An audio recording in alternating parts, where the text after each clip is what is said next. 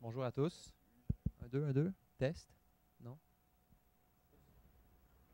Allô? Allô? Allô? Allô? Allô? Bonjour à tous. Bonjour à tous. Merci d'être là pour la deuxième conférence de notre série Les Midis numériques de l'UDS. Donc, aujourd'hui, on a une conférence d'un professeur à l'École de politique appliquée, M. Jean-Herman Gay. Il va nous présenter Perspective Monde, donc une base de données très utilisée en sciences humaines. Et j'en dirai pas plus parce que je vais le laisser s'introduire et présenter plus. Alors, M. Jean-Herman Gay. Merci, merci beaucoup. Donc, la présentation va être de 40 minutes, peut-être un peu plus, peut-être un peu moins, et elle va couvrir ces 5 points-là, voir un peu l'origine, d'où vient Perspective Monde, dans quel contexte ça s'est développé, son évolution jusqu'à un certain point, rapidement, de voir le niveau d'utilisation de Perspective Monde, jusqu'à quel point, qui utilise, le fonctionnement, sans entrer dans les éléments trop techniques, mais quand même dire quelques mots au plan technique de Perspective Monde, parce que ça a été un défi, de voir les possibilités qu'il y a autour de Perspective Monde, de voir les amalgames qu'on peut faire, et boucler par les défis pour l'avenir. Qu'est-ce qu'on peut faire? Comment on peut aller de l'avant? Comment on peut faire évoluer le projet? Et c'est dans cette perspective qu'on va boucler la présentation. Évidemment, après cette présentation, il y aura une période de questions et tous ceux et toutes celles là, qui vont se poser des interrogations fondamentales tout au cours des prochaines minutes. Gardez ces questions-là, ces interrogations-là pour la dernière portion. Donc, allons-y d'emblée. Rappelez-vous des années 90, évidemment, pour certains et pour plusieurs, ça remonte à l'impossible. Hein? On était trop petits, puis dans certains cas, on n'existait pas. Euh, donc, les années 90, c'est le développement du web, c'est le premier développement du web par l'émergence d'un certain nombre de protocoles qui vont s'établir. Le fameux protocole HTTP, hein, qui est un protocole de transfert des données. Le langage de création des pages web qui va apparaître vers 92-93 avec HTML. Et on voit apparaître, et moi je me souviens très bien, j'étais déjà à l'Université de Sherbrooke, on voit apparaître des premiers navigateurs qui marchent plutôt mal, mais en fait qui livrent jusqu'à un certain point des pages qu'on peut voir avec Mosaic, puis par après avec Netscape, avec Opera, avec Explorer. Et on voit donc apparaître des plateformes permettant l'accès en temps très rapide de choses qui étaient inaccessibles autrefois. Et c'est là qu'est la clé. Parallèlement, apparaît Java et JavaScript. Java qui est un langage assez évolué, JavaScript qui est un langage qui est du côté du client, qui est plus accessible, un peu plus facile.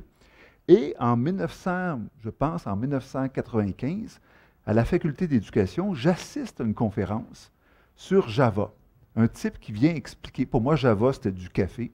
Donc, j'assiste à cette présentation-là et au bout de quelques minutes, je commence à voir qu'il y a des possibilités, qu'on peut faire des choses.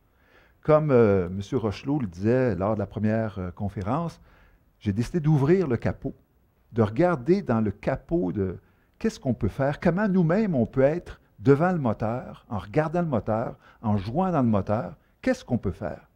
Et là, je me suis aperçu qu'avec Java, JavaScript, avec les possibilités de diffusion que représentaient les navigateurs, ça valait la peine de réfléchir, puis d'essayer de comprendre, puis d'essayer de faire de quoi. Donc, c'est dans ce contexte-là, imaginez là, j'étais un peu plus jeune, un peu plus de cheveux, les cheveux un peu moins gris, et donc, je prends goût à ça. Et tout après, on est à la fin, vous le comprenez, du 20e siècle. Et à la fin du 20e siècle, il y a un projet qui apparaît, c'est le bilan du siècle. On se dit, on va faire le bilan du siècle, c'est-à-dire on va créer une espèce d'encyclopédie de données de toutes sortes sur le Québec. Des données qui renvoient à l'économie, la vie politique, la vie sociale, la vie culturelle, avec des images, avec des résumés d'événements. Et on va rendre ça accessible à des gens. Comme on développe le bilan du siècle, le site est lancé en 2000 et le site, presque 20 ans plus tard, existe toujours. Il est toujours là, il est toujours actif. Mais rapidement, je m'aperçois qu'on pourrait déployer un site semblable qui ne serait pas sur le Québec, mais qui serait sur le monde. Plus audacieux, peut-être plus prétentieux, vous allez dire. Mais quoi qu'il en soit, je me dis, on peut développer quelque chose qui ne renvoie pas à une province ou au Québec comme entité ou comme juridiction, mais là où on pourrait faire des comparaisons entre des pays, entre la France, l'Allemagne, l'Europe en général, ou les États-Unis, que les étudiants pourraient avoir des données électorales, des données historiques, des données économiques, mais sur l'ensemble de la planète pour avoir une approche comparative. Comme le lancement a lieu en 2006, ici même, avec cette espèce de petit pupitre. Le recteur de l'université à l'époque était là, et le lancement a lieu en 2006. Vous allez me dire, qu'est-ce qui explique le passage de bilan du siècle à Perspective Monde et pourquoi j'ai commencé? Il y a un événement qui est entre les deux. Vous le voyez, c'est les événements de 2001. Pourquoi? Parce qu'à compter des événements de 2001, c'est comme si l'intérêt pour les relations internationales explose. Et l'intérêt pour le Québec et le Canada chute. Et donc, moi, je me retrouve avec une plateforme que je trouve très intéressante, mais dont le contenu est moins pertinent aux yeux de plusieurs personnes. Et c'est dans ce contexte-là qu'on forge Perspective Monde sur la base de l'expertise qui a été développée dans Bilan du siècle. Et je profite de l'occasion pour dire que Bilan du siècle, au départ, a été financé par des programmes d'innovation pédagogique de l'université ici, du rectorat, que le rectorat a soutenu ce projet-là, que le service des technologies de l'information de l'université a soutenu le projet, a hébergé ce projet-là et qui ont été des partenaires dans le développement de Bilan du siècle. Et c'est ça qu'on a transféré.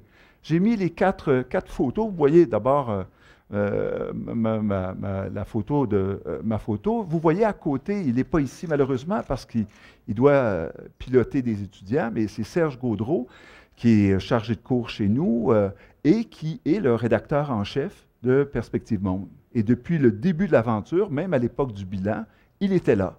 Une formation d'historien, une formation, quelqu'un de très, très attentif aux moindres détails. Et côté rédaction, recherche, il va contribuer énormément au développement de Bilan du siècle et de Perspective Monde. Elle n'est pas là ici, Geneviève Dumas, ceux et celles qui sont peut-être ou qui ont fait quelques cours d'histoire. Geneviève Dumas va être mon assistante, mais aussi celle qui va jusqu'à un certain point m'aider. Et elle et moi, jusqu'à un certain point, on va se motiver réciproquement pour développer ça, malgré toutes les embûches et toutes les difficultés. Et tout à côté, c'est Patrick Turcotte. Patrick Turcotte, qui est une espèce d'informaticien, qui avait fait sa maîtrise ici en chimie, mais qui a développé une passion pour ça, qui est d'une intelligence cartésienne absolue. Absolue. Et souvent, j'étais à côté de Patrick Turcotte, je le regardais faire, je regardais attentivement ce qu'il faisait et j'apprenais. Donc, 2006, nous lançons Perspective Monde dans cette logique-là. Je vais vous montrer une petite vidéo, si ça peut marcher. Bienvenue sur Perspective Monde.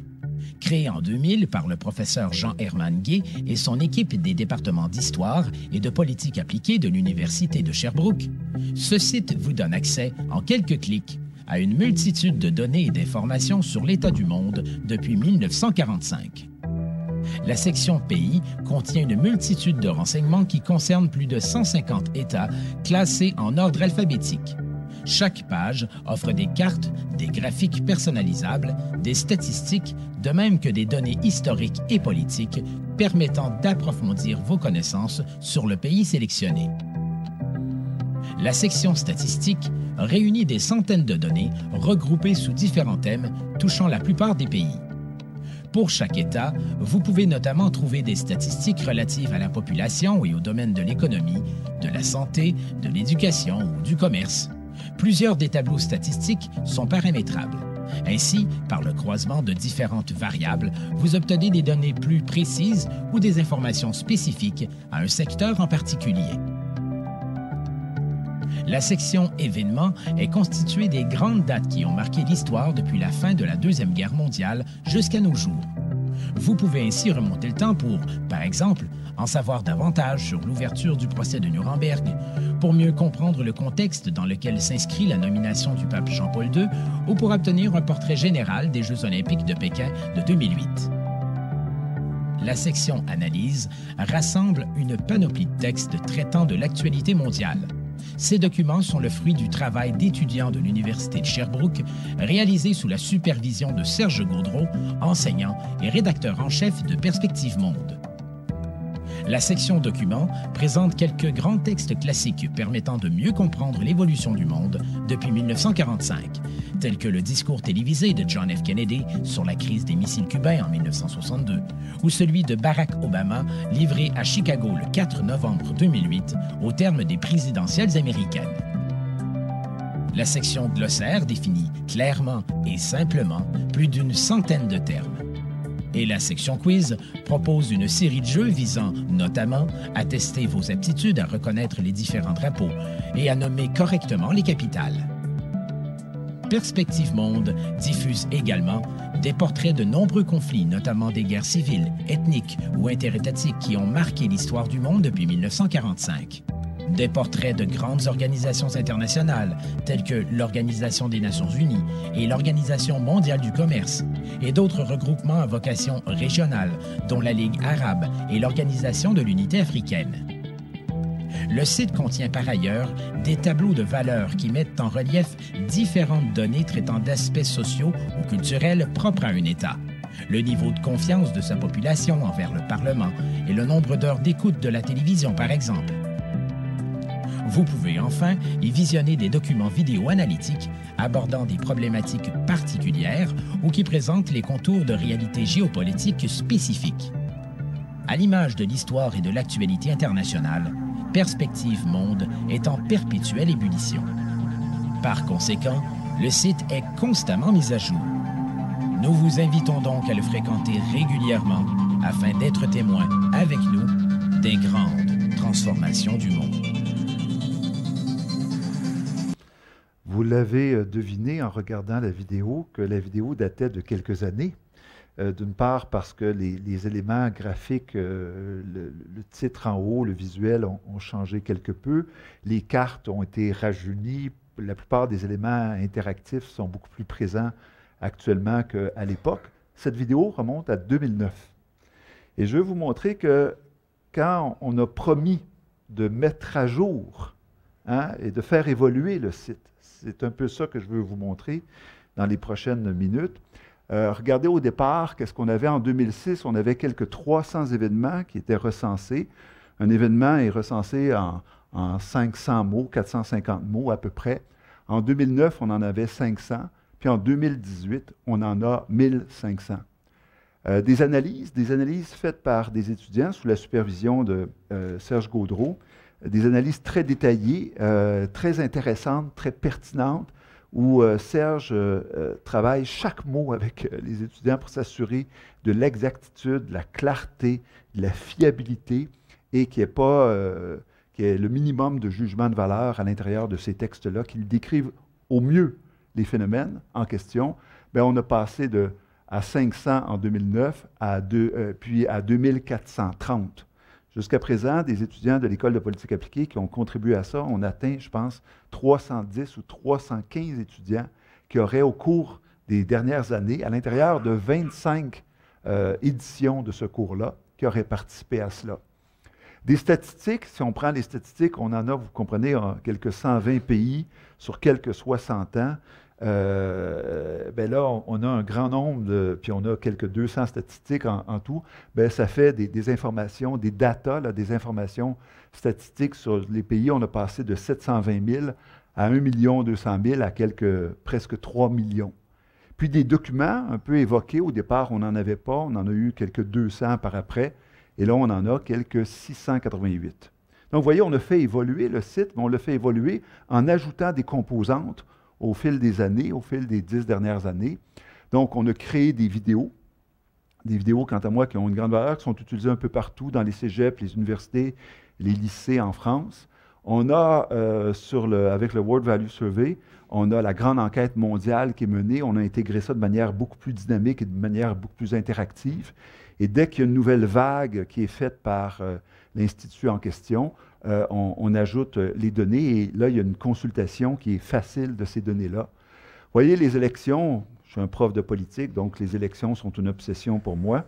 Et donc, on a couvert depuis 1945 quelques 900 élections nationales, donc autant au Japon, en Allemagne, aux États-Unis, avec des outils faciles pour aller chercher l'information, mais également calculer, je vois des étudiants de mon cours, calculer la distorsion ou la disproportion et calculer les différents éléments qui sont adjacents à la compréhension des élections. Côté commerce, exportation, importation, si vous voulez voir le déficit commercial, avec qui les Américains font du commerce et avec qui ils sont en déficit, vous pourrez voir ça. Donc, on a ajouté ça. Sur les gouvernants, les biographies, des vidéos de l'Institut national de l'audiovisuel de France. On a une entente avec cet institut. Et donc, on a ajouté quelques 567 vidéos. Et Madame, ici, est responsable d'un certain nombre de ces ajouts-là. C'est un travail très attentif pour voir l'adéquation entre une vidéo et un événement en question. Puis on a ajouté pour chacun des événements en question, ou presque, quelques 350 extraits de journaux qui viennent comme dire ce que les médias disaient sur cet événement-là. Et donc, vous voyez, ça s'est enrichi considérablement, ça a évolué. J'ai pris les statistiques ce matin, hein, je me suis levé tôt, et j'ai pris les statistiques de la dernière semaine pour voir qu'est-ce qui a été utilisé. Et donc, c'est les 7 derniers jours. Donc, dans les 7 derniers jours, des pages de Perspective Monde, il y en a 130 000 qui ont été vues. Et des utilisateurs, donc des personnes uniques qui ont vu ça, c'est quelques 47 000, presque 48 000 qui ont vu ça. Évidemment, quand les gens ne consultent qu'une page, ce qui arrive fréquemment, ils consultent la page qu'ils veulent, puis ils regardent ça. Là, évidemment, le temps session est égal à 0, mais quand on fait l'addition, quand ils voient plusieurs pages, bien là, il y a un temps session un peu plus long. Donc, vous voyez quelques 130 000 pages vues au cours de la toute dernière semaine. Si vous comparez avec, vous le voyez, c'est petit, mais je compare ici avec Bilan du siècle qui roule encore depuis 20 ans, il est là, il joue son rôle. Vous allez me dire, est-ce qu'il est encore fréquenté? Oui, il est encore fréquenté. Au cours de la dernière semaine, 13 000 pages vues de Bilan du siècle. 13 000 contre 130 000. Donc, Perspective Monde, c'est 10 fois plus. Donc, est-ce que j'avais raison de prendre ce que j'ai pu apprendre à l'intérieur de Bilan du siècle, de le transposer pour Perspective Monde? De toute évidence, oui. Allons plus loin. Ça, c'est les chiffres qui sont fournis par Google Analytics qui montrent qu'on peut voir un peu avant. Ça, c'est heure par heure. Évidemment, comme on couvre la francophonie de manière assez large, bien, on couvre l'Europe et l'Amérique du Nord pour l'essentiel, et l'Afrique, évidemment. Et on voit que, vous voyez là, la ligne, là, c'est le nombre de pages vues par heure. Mais on voit qu'en période de pointe, c'est 1500 pages vues par heure. Puis évidemment, pendant ce qui est la nuit pour les Européens, puis chez nous, une période creuse, bien là, c'est nettement moindre. Donc, on peut suivre l'évolution. On peut même, je peux même deviner quand les Français sont en congé, quand c'est jour férié en France, parce que la fin de semaine s'étend quelque peu. Et donc, on peut voir très, très clairement. Ça, c'est pour la dernière semaine. Regardez, ça, c'est pour les 3 dernières années. Les 3 dernières années, donc 2015, 2016 et 2017. Donc, là, on a une perspective plus générale. Vous voyez donc qu'il y a une légère croissance dans l'usage de perspective qui est là, qui est assez manifeste. Quand on prend pour toute cette période-là, peu importe le mois en question de l'année ou peu importe le jour de la semaine, c'est en moyenne 12 000 pages vues par jour. En période académique, donc en période de session universitaire, ça grimpe à quelques 15 000 pages.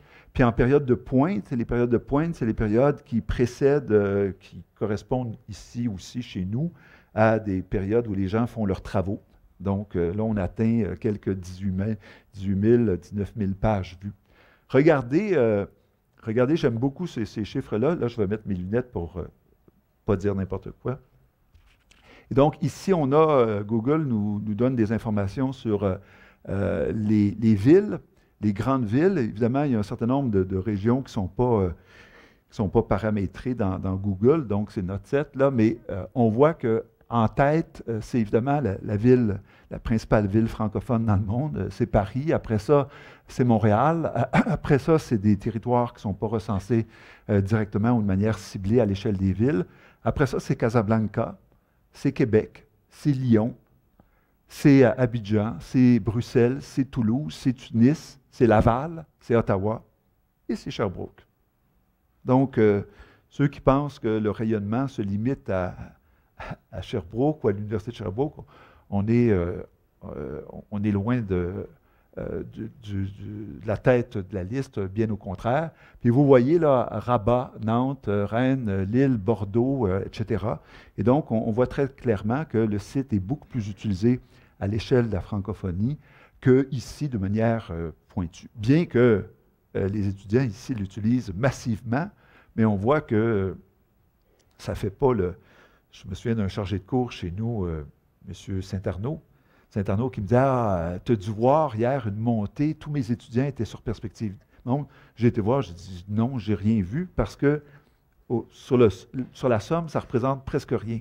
C'est invisible. » Donc, vous voyez, on a un peu une vision de cela. Si on regarde par année, donc on prend des globaux annuels, on a passé en 2015 de 4,2 millions de pages vues à 4,4 millions à 5 millions de pages vues. Donc, on voit ici une nette croissance. Vous allez vous dire probablement, et vous vous dites sans aucun doute, mais ça veut dire quoi? Est-ce que c'est beaucoup? Est-ce que c'est pas beaucoup?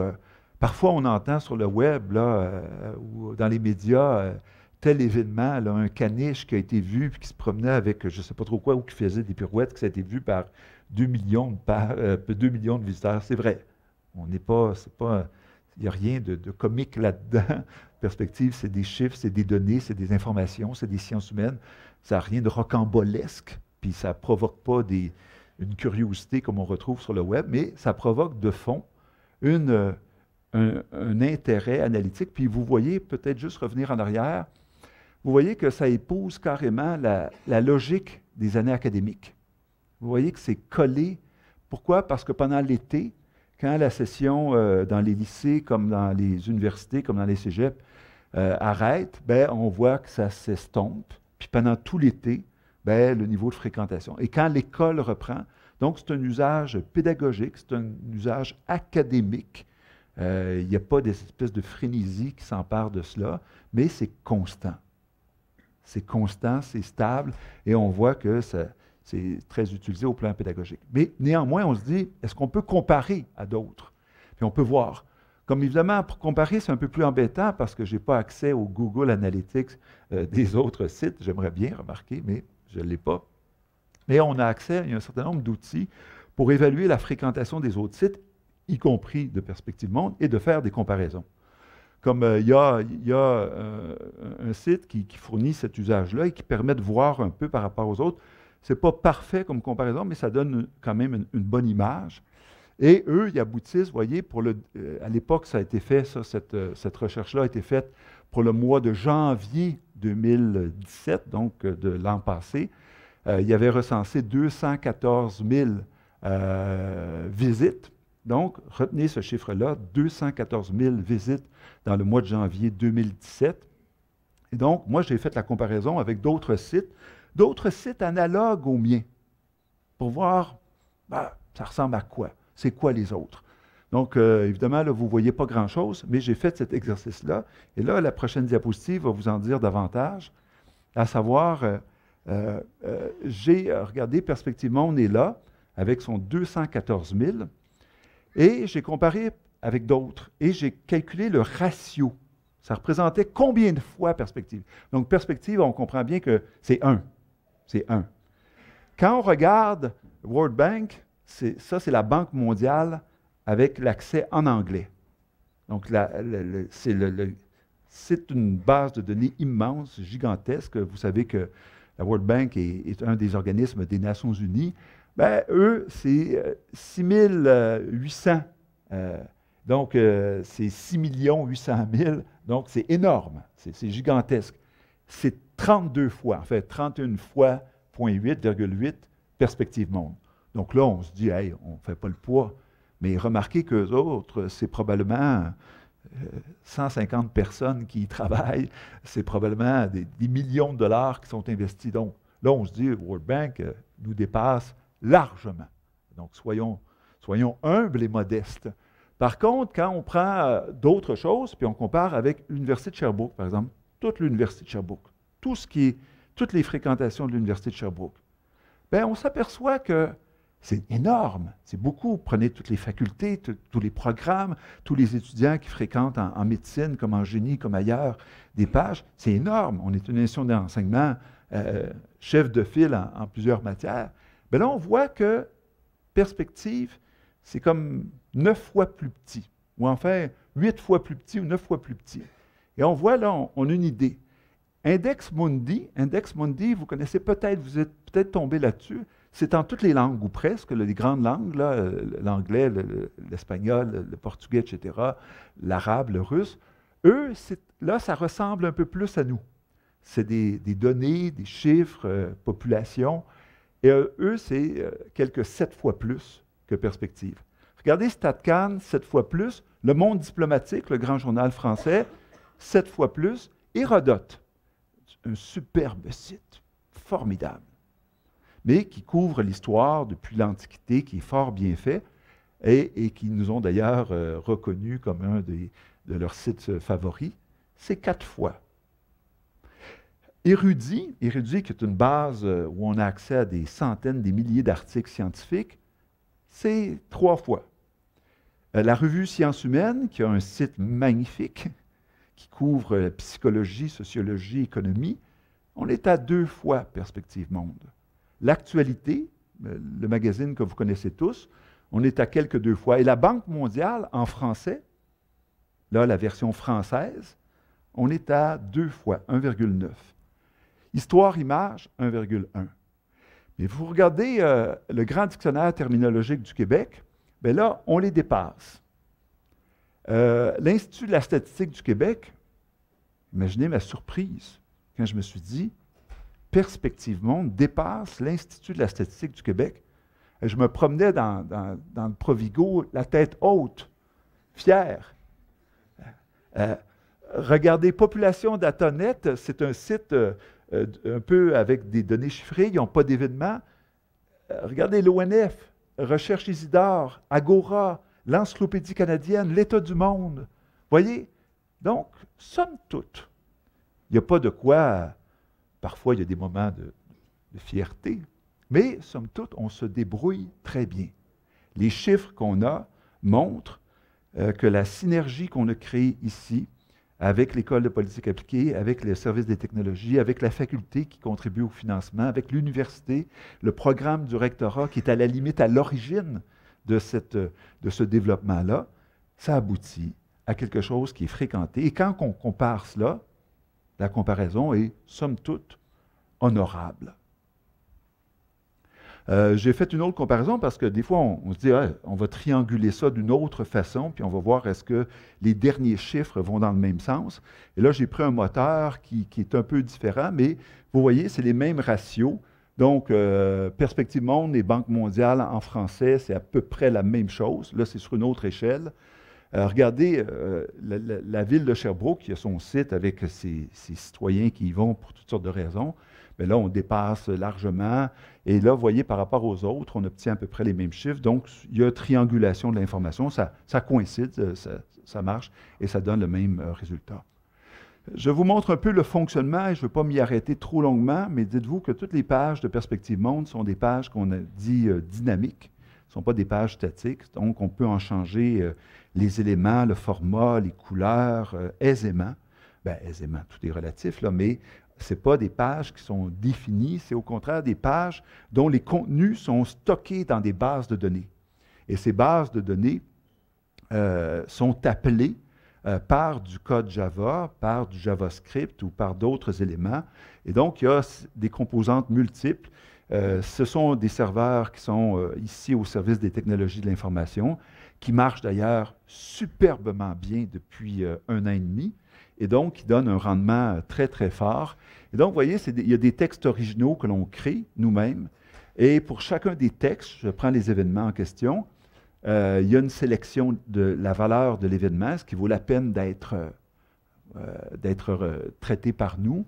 Après ça, on effectue une recherche, il y a une rédaction, il y a une mise en ligne, et ça, il y a un suivi très attentif qui est fait pour que les textes, ce ne soient pas des textes d'opinion, pour pas que ce soit des textes là, de coup de cœur, mais que ce soit des textes qui veulent décrire au mieux ce qui se passe, ce qui s'est fait, de manière la plus neutre possible, pour que quand les gens lisent ça, ils aient l'impression, bon, là, je viens de comprendre, en gros, là, simplement, l'élection de Kennedy en 1960, ou encore tel autre événement ou tel conflit. Ce n'est pas une prise de position. Et donc, c'est stocké dans des bases de données et on utilise plusieurs outils pour finalement produire, côté client, une page qui contient de plusieurs éléments. Donc, ici, vous voyez, j'ai pris l'exemple plus général. Il y a une requête d'un usager. On appelle, par exemple, pour une page typique de Perspective Monde, on appelle 4 bases de données, parfois 5, parfois 6. Et ces 5 bases de données-là, parfois vont chercher des données textuelles, parfois des données électorales, parfois des données sur la population, sur l'économie, sur le PIB. Et hop, ça produit une page. Et ça produit une page, vous le voyez probablement, ici ce sont des éléments plus techniques, mais ça produit une page, là, le temps moyen de connexion, par exemple, ici vous voyez là, si c'était 1, ça serait 1 seconde. Et là, c'est en termes de millisecondes, là, vous voyez un peu ce qu'il en est. Donc, on performe énormément. Le temps de production de la page est très, très faible. Et au cours de la dernière année, on a réduit le temps de production des pages. Donc, les serveurs du STI apparaissent comme très, très performants. Ils donnent un résultat, ils plantent pratiquement jamais, ça peut arriver, mais donc la fiabilité, la rentabilité, la performance technique est au rendez-vous. Donc là, c'est un échantillonnage à partir de 5200 pages qui ont été vues et qui évaluent le temps qui a été nécessaire. Puis on voit que dans tous les cas, on a amélioré, donc on a réduit le temps de production de la page. Je vais vers la fin de ma présentation pour vous dire l'esprit de Perspective Monde, oui, c'est un élément pédagogique. Oui, ça permet une pédagogie, d'enrichir la pédagogie en termes de contenu. Les profs parlent en classe, les étudiants font des recherches, mais il y a un outil accessible, facile, qui est là, qui est disponible.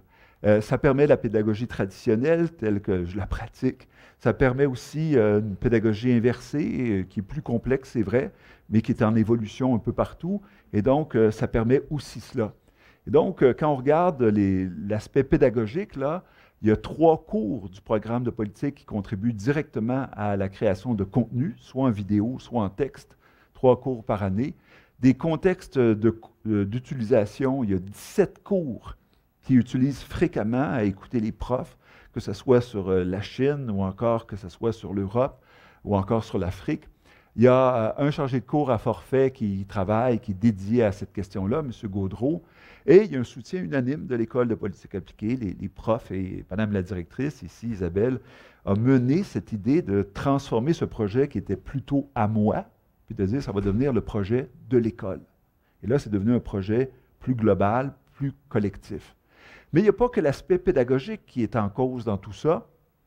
S'il y a des gens ici qui ne le disent pas, mais qui sont du service d'admission de l'université, du service de recrutement de l'université, c'est un élément de recrutement. Pourquoi? Parce que le site est utilisé dans presque tous les cégeps, dans les bibliothèques, sur les signets à peu près partout. À un moment donné, je me suis dit, je vais vérifier. Je pense qu'il y a 2 cégeps. Je suis venu proche de leur écrire, là, pour leur dire, écoutez, vous avez oublié Perspective Monde. Mais dans tous les autres cas, Perspective Monde est bien. Puis dans certains cas, même les exemples de recherche, c'est pris à partir de Perspective Monde. C'est utilisé par les professeurs. Quand j'ai été invité par les professeurs de niveau collégial, en sciences humaines, que ce soit en économie, en sociologie, en histoire, en politique, évidemment. C'est un site qui est massivement utilisé. Pour les étudiants qui sont nos diplômés, c'est aussi un vecteur d'employabilité. Pourquoi? Parce qu'en plus de leur diplôme, bien, ils peuvent dire, ben, j'ai fait ça, puis vous pouvez aller le voir, c'est visible, c'est présent. Donc, ils peuvent additionner, pas uniquement perspectivement, mais ils peuvent additionner plein d'éléments qui créent un CV. Et c'est un des éléments. Donc, il y a un facteur, c'est un vecteur d'employabilité. Une visibilité pour le grand public, parce qu'on est vu de manière académique, mais on est aussi vu par le grand public parce qu'en plein été, ça ne tombe pas à zéro. On est encore là. Par jour, c'est quelques 5000 pages vues, 6000 pages vues. Donc, on a une visibilité grand public en dehors du caractère académique. On est cité à profusion, des centaines de fois, par d'autres sites. Wikipédia nous reprend, nous cite à tout moment. Et on contribue plus largement aux humanités numériques. Ce n'est pas vrai que les sciences humaines vont passer à côté du développement technique, puis des possibilités techniques, puis des innovations techniques. Ce n'est pas vrai qu'on va rester sur le bord du chemin en disant, nous, on parle en général, puis on ne se mouille pas, on n'ouvre pas le capot. Non, le défi, c'est d'ouvrir le capot. C'est de dire, on va être capable en sciences humaines, ou que ce soit en philosophie, que ce soit en économie, que ce soit en histoire, on va être actif de ce côté-là, peu importe la discipline. Et le réseau numérique qui a été créé est dans cet esprit-là. Et Perspective Monde est aussi dans cet esprit-là. Donc, pour le grand public, il y a une visibilité, mais pour les humanités numériques, une présence forte sur le web. On est fortement référencé. On va faire un petit exercice. Allons sur Google. Donc, il n'y a pas de... Vous allez comprendre qu'est-ce qui se passe. On va prendre le PIB d'un pays, M. Rochelot, un pays que vous choisissez. Le Cameroun. On va voir où on est. Est-ce qu'on est sur la première page? Hop, on est les deuxièmes. C'est la principale raison pourquoi il y a tant de milliers de personnes qui nous voient. On essaie l'espérance de vie d'un pays. Allez-y, choisissez un pays. Espérance de vie du Japon, une des plus élevées. Hein? Espérance de vie du Japon, on est au deuxième rang. L'élection d'un président américain. Prenons l'élection pas l'élection de Trump, là, mais s'il vous plaît, pour une fois, si j'avais pu ne pas dire son nom. Pourquoi j'ai été dire son nom? Donc, prenons l'élection d'un ancien président. Bush père. Bush, bien là, il ne faut pas écrire père, là. Élection Bush. On est où, là? On est là. Voyez? Ou encore, je ne sais pas moi, le décès de Mao Tse-tung. Hein? Le décès de Mao. C'est un événement majeur quand Mao meurt. Vous voyez?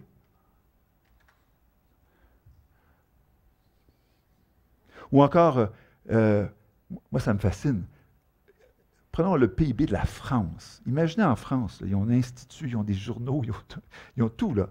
Puis on arrive un peu plus loin là. On est au 3e rang. On devance l'Institut français de statistique. Pourquoi? Parce qu'on est fiable, parce qu'on est une université. Pourquoi? Parce que le site marche, parce qu'on a pris l'information. Par exemple, on a dans les statistiques, pouvez-vous choisir statistiques, M. Millette? Donc, dans les statistiques, on n'a pas choisi toutes les statistiques. On a choisi à peu près 200 statistiques qui renvoient à des éléments clairs. Puis dans chacun des cas, dans certains cas, c'était évident, la population, mais dans d'autres cas, c'est un peu plus complexe. On a fait un résumé le plus clair possible, le plus succinct, mais le plus qui parle au plan pédagogique. Et c'est dans cet esprit-là, puis on a fait des renvois. Donc, c'est un peu pour cette raison-là que Perspective Monde est très fréquenté. Je boucle mes quelques mots de présentation par les défis. Et c'est là que je reviens à Trump. On n'en avait pas le choix. On est à une époque où ce qui est factuel semble dépasser. On tombe dans le relativisme. On tombe dans l'opinion, tout le monde a des opinions, puis il semble y avoir un courant où on méprise les faits. Et ça vient notamment d'une personne en particulier, mais c'est répandu assez largement. Et Perspective Monde contribue, avec bien d'autres éléments, mais contribue à faire contrepoids à cette tendance-là, de présenter des faits, des données, des chiffres, des élections ou du commerce international, le plus clairement possible, le plus objectivement possible. Après ça, les gens se feront une idée, puis ils choisiront quel camp, puis ils diront si c'est trop ou trop peu, ou si tel parti aurait dû prendre ou pas prendre le pouvoir. Nous, on essaie de ramasser l'information, de la fédérer, de l'agréger, de la lier, puis de faire ce que d'autres sites ne font pas. Il y a des sites qui font juste de la statistique, puis qui ne font pas d'événements. Il y a des sites qui font de l'événement, puis qui ne font pas de statistique. Nous, on essaie de jumeler les deux univers. Et on croit que c'est ça que de singulier, c'est là que notre niche se distingue. Donc, contrebalancer la tendance post-factuelle, et ça, c'est un défi qui est continuel. Et pour ça, il faut mettre à jour, et c'est pour ça qu'on y travaille. Ça, c'est le premier défi. Le deuxième défi, vous voyez, c'est un défi qu'on doit mettre de l'avant, c'est diversifier les accès et les plateformes d'utilisation. Quand on regarde sur le téléphone ou sur les tablettes, c'est beau, mais ça pourrait être plus beau. Ça pourrait être plus sympathique. Ça pourrait être sous forme d'application. On pourrait aller plus loin. On pourrait avoir quelque chose là, qui est mieux designé pour ce qui est en train de constituer un usage de plus en plus fréquent. Donc, offrir les contenus pour les tablettes, les téléphones intelligents, c'est là, mais sous forme web. Il y aurait moyen d'offrir ça autrement, d'autant plus que tout ça est stocké dans des bases de données. S'insérer dans les réseaux sociaux, on est très peu présent sur les réseaux sociaux. On aimerait avoir une espèce de vigile qui, à chaque fois qu'il y a un fait qui est au cœur d'une controverse, que nous, on met ce fait-là en perspective. On le place d'un point de vue historique ou encore d'un point de vue de comparaison avec d'autres pays. Et donc, on pourrait être beaucoup plus sur les réseaux sociaux. On a des jeux, on n'en a pas traité, mais on pourrait, dans les écoles secondaires, les gens découvrent souvent Perspective Monde à travers les histoires de drapeaux puis de cartes. Moi, je trouve ça un peu enfantin, mais c'est assez utilisé. Donc, on pourrait élargir la palette ludique d'activités. Troisième défi, participer davantage au big data. Aujourd'hui, il y a beaucoup plus de données que ce qu'on utilise. On pourrait aller beaucoup plus loin, puis des données qu'on pourrait là aussi transformer de manière pédagogique pour les rendre accessibles. Donc, intégrer des données en temps réel. Je pense ici aux données sur les marchés boursiers, les données sur la monnaie, tout ça pourrait, chaque jour, on pourrait avoir l'information en temps réel. On pourrait faire de l'extrapolation, de l'interpolation dans certains cas, ajouter des nouvelles bases de données et ajouter des outils statistiques. Là, ici, des éléments de corrélation, etc., mais on pourrait en ajouter beaucoup d'autres. Et finalement, faciliter la triangulation des données en combinant davantage le qualitatif et le quantitatif, en donnant la possibilité, à travers une courbe, de tracer des événements aussi qui s'y ajoutent, diversifier les sources de données. Et vous voyez que pour les 5 et 10 prochaines années, on est habité par la passion de continuer de développer Perspective Monde. Je m'arrête ici.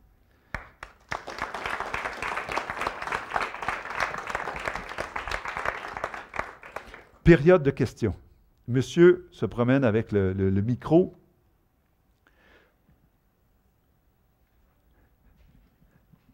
Dans votre plan quinquennal... Pour parler comme les Soviétiques. Oui, c'est ça. Donc, dans ce plan-là, je vois une volonté d'aller justement chercher des nouveaux collaborateurs.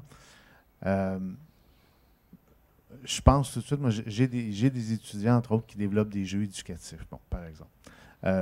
Comment c'est des contributeurs qui voudraient, par exemple, utiliser vos données, soit pour créer un jeu sur votre plateforme ou le créer ailleurs, comment ils peuvent interagir avec vous? Est-ce qu'il y a un API? Est-ce qu'il y a... Bon. Donc, prenons côté statistique, mais on pourrait voir aussi autre chose. Évidemment, pour le partage des données, on peut prendre n'importe quelle statistique, prenons n'importe quelle statistique. Et donc, vous voyez ici, quand on passe le curseur sur le pays, on peut voir ce qu'il y en est, mais descendons un peu au-delà des données, en termes de partage des données, parce que c'est là qu'est le cœur de la question, on peut avoir accès au code R. Donc, on peut, quand on clique là-dessus, Alexandre, vous voyez, et qu'on descend ici, ce qu'on vient de voir, on peut avoir accès au code puis l'utiliser par ailleurs. Donc, toutes les données peuvent être, à la limite, par morceau, réutilisables.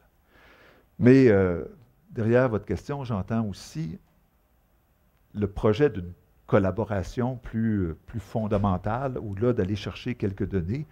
Et dites-vous que, de Perspective Monde, on serait emballé de faire équipe avec des gens de communication, puis d'aller de l'avant pour développer quelque chose de plus déployé du côté des jeux.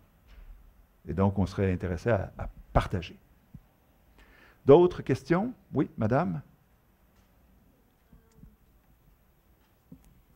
Je me demandais si vous aviez si vous avez rencontré des difficultés dans certaines régions du monde à trouver et à réaliser même les données statistiques.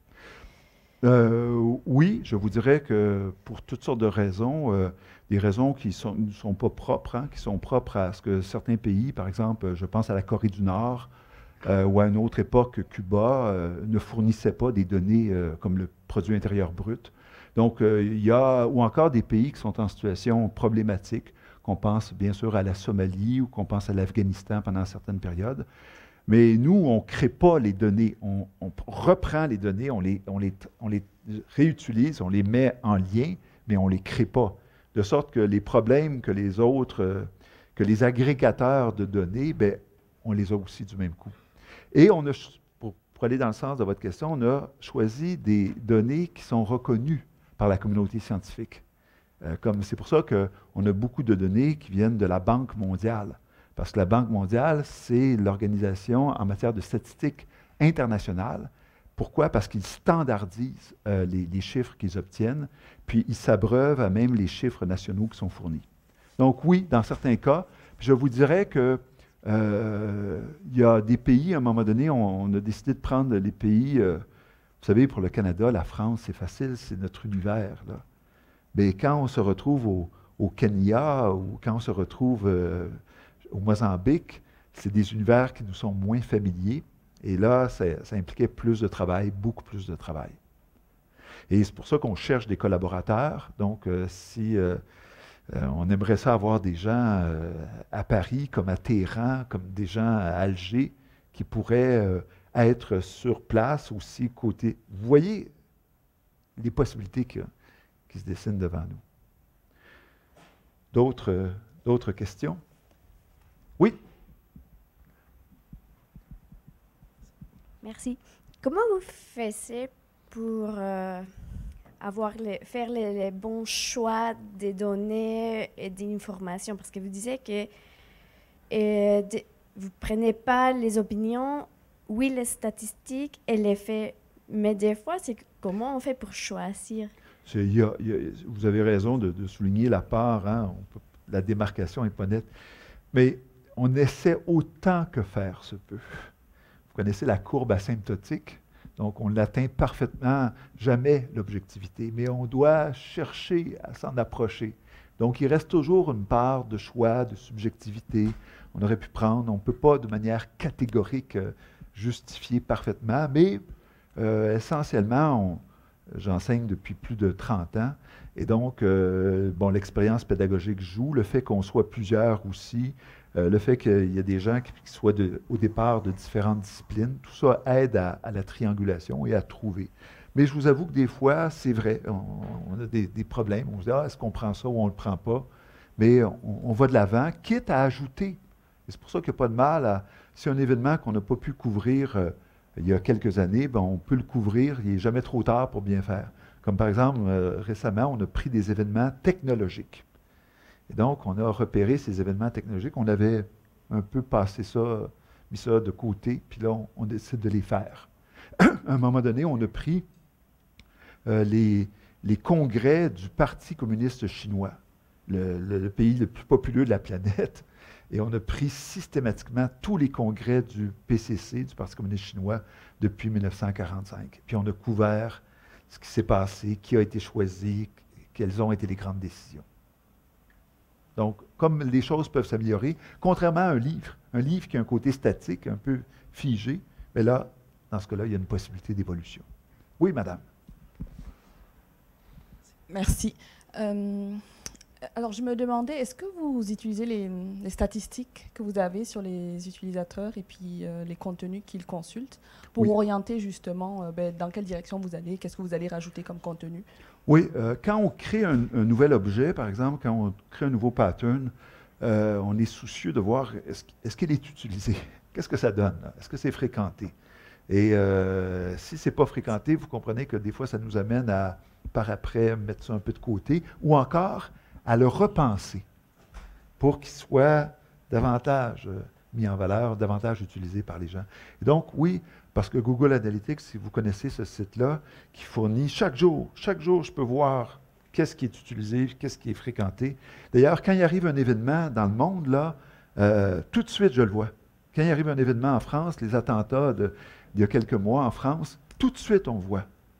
On voit là, les gens qui demandent sur la France ou des informations. Ou quand il y a une élection présidentielle américaine, on le voit. Donc oui, on fait le lien entre l'utilisation et Mais en même temps, on n'en fait pas une religion. On ne va pas céder à toutes les modes. Je sais bien que le PIB par habitant en dollars constants ne provoque pas d'engouement, mais en même temps, c'est une donnée fondamentale. Ou encore, l'indice de développement humain des Nations unies est un indice fondamental. Je sais qu'il n'y a pas de manifestation à Sherbrooke, ni à Montréal, ni à Paris pour avoir ces chiffres-là, mais moi, je considère que c'est des données incontournables. Donc, il y a des choix qui sont faits. Oui? Ah. Merci. Comment contrebalancer l'influence ou le poids de l'idéologie dominante, le libéralisme économique, par exemple, dans la production, dans la rédaction des textes? Est-ce que ça c'est quand même quelque chose Je ne cherche pas à défendre une idéologie et je ne cherche pas à contrebalancer une idéologie. Ce n'est pas la vocation. Ce site-là n'a pas une approche critique. Il cherche à présenter au mieux, avec le maximum d'objectivité, les faits. Donc, il n'y a pas de prise de position pour ou contre un régime politique ou pour ou contre une idéologie en question. On ne se situe pas tout à fait sur ce terrain-là. C'est pas ce que je voulais dire. Évidemment, je comprends cela. Mais vu qu'il y a quand même une idéologie dominante, puis quand on cherche de l'information, par exemple, quand on va chercher des données dans la Banque mondiale, ben, on comprend quand même que cette idéologie est peut-être dominante dans cette institution. Donc, j'imagine que ça doit être quand même pris en compte quand on va produire des textes en perspective monde. Dans certains cas, je vous dirais, certaines données sont tirées d'organismes qui ont une visée idéologique. Et c'est le cas des données qui viennent de Heritage Foundation ou du Cato Institute. Et là, on le précise. On dit, attention, les données viennent de Heritage Foundation. Heritage Foundation est orienté idéologiquement, mais on fournit l'avertissement. Quant à la Banque mondiale, c'est quand même les Nations unies. Et donc, oui, il y a une orientation probablement, mais de toute façon, personne d'autre a les moyens d'aller sur place puis d'évaluer autrement la croissance économique d'un pays. Donc, on est pris avec cette donnée-là. Mais c'est pour ça qu'on fournit plusieurs types de données. Et donc, pour le PIB, tu peux aller pour voir le PIB. On ne fournit pas qu'une information du PIB, donc tout en haut. Donc, vous voyez, pour le PIB, on le fournit de plusieurs manières. On le fournit en dollars constants, en dollars courants. On le fournit par habitant, en parité pouvoir d'achat. Et donc, là, on estime que quelqu'un qui voudrait en prendre plusieurs parviendrait peut-être à éviter certains biais qui peuvent être fournis, notamment quand on compare des données sans considérer la parité en pouvoir d'achat. Donc, vous voyez, tant bien que mal, mais à l'impossible, nul n'est tenu. Il y avait une question en arrière? Oui? Je me demandais, à l'extérieur des 3 cours de GEP qui se donnent sur Perspective Monde, est-ce que c'est possible de collaborer? Puis si oui, comment? Je le souhaite ardemment. Il y a déjà eu des cas et je vois, mon Dieu, où il vient juste de partir, ou qui a été stagiaire ou qui a été collaborateur. Ah oui, il y a les notes, on peut voir les notes, oui, regardez les notes de recherche. Donc, on peut en voir ici des notes de recherche avec mon collègue Semi Aoun, mais on va montrer, Alexandre en a fait une il y a quelques années, à partir de son mémoire de maîtrise, on peut voir ça. Oups. Donc, il a fait son mémoire de maîtrise, qui était très développé, mais il a fait un condensé de cela. Et donc, on a produit une note de recherche qui condense cela avec des évaluateurs, un comité, on a fait des propositions pour s'approcher. Donc, il y a plusieurs modalités de contribution. C'est évidemment plus clair à la maîtrise au 2e cycle, mais si vous êtes fasciné par ça, si vous avez le goût de contribuer, vous savez où est mon bureau. Est-ce qu'il y a... Oui? J'en ai 2, mais tu pourras choisir. Vous n'êtes pas en compétition avec Wikipédia, mais en tout cas, Google vous met de facto en compétition sur sa première page. Est-ce que vous avez repéré des cas où, parce qu'il y a une valeur aussi encyclopédique à ce que vous faites, est-ce que vous avez repéré des cas où des contenus sont repris de Perspective et copiés-collés directement? Et ma deuxième question, comme tu as parlé beaucoup du trafic sur votre site, est-ce qu'il y a une tentation d'aller vers une version en anglais de ce que vous faites? Oui, il y a eu cette ambition-là pendant un certain temps. Et c'est pour ça que le premier logo, il y avait le terme anglais qui était là. On a fantasmé sur ce projet-là, parce que vous comprenez que c'est difficile d'aller plus haut que ça dans le référencement. Donc là, c'est chercher un autre marché. Moi, j'ai même déjà proposé aux gens du département de lettres et communications, s'il y avait des gens qui étaient en traduction, on aurait pu développer un partenariat. Dites-vous et dites-leur que je suis très ouvert. Mais à un moment donné, on regarde les ressources, le temps qu'on a, puis là, on se dit, bon, là, on ne peut pas explorer tout en même temps, mais rendu là où on se trouve, s'il y avait un projet de collaboration, on serait des plus heureux. Parce qu'effectivement, tout ce qui est statistique, ça serait relativement facile. Tout ce qui est, puis même à un moment donné, au début, avec Geneviève Dumont, on avait pour projet l'espagnol. Donc, mais côté texte, donc là, c'est une question de ressources. Mais la plateforme, dites-vous même qu'il y a des bases de données qui sont déjà construites, là, que le nom, le titre, le nom de la statistique, c'est marqué en français, en anglais, puis en espagnol. Puis elle est là, mais elle n'est plus utilisée. Parce qu'on a enlevé les éléments qui permettaient d'y avoir accès. Donc, on avait une vocation au départ, mais à un moment donné, il faut faire des choix, là. Votre deuxième question? Ah oui, le copier-coller, oui. Oui, on en retrouve. Mais on retrouve aussi beaucoup de référencements, en notes, là, à la fin, là, c'est bien indiqué, la provenance de Perspective Monde ou encore de bilan du siècle. Le plus souvent, c'est relativement bien fait. Merci beaucoup. Est-ce qu'on a d'autres questions dans la question? Non, pas du tout. Je passerai la parole à Mme Annick Lessard. Très, très brièvement, simplement pour remercier le professeur Jean-Herman Gay. On ne se lasse pas d'entendre parler de Perspective Monde. Merci de votre générosité. Puis, je crois qu'on avait aussi des invités de la Faculté des sciences. Alors, n'hésitez pas à venir discuter avec nous après. Je vais vous présenter le prochain de nos midis numériques, mettra en vedette le professeur François Claveau, qui est juste là derrière. Et on parlera d'histoire des sciences humaines et de cartographie de la distribution de la recherche. C'est bien cela? Alors, c'est le 21 février prochain, ne manquez pas ça. Amenez vos amis. Et puis, on espère vous revoir en grand nombre. Merci beaucoup d'être venus. Bonne journée. Merci.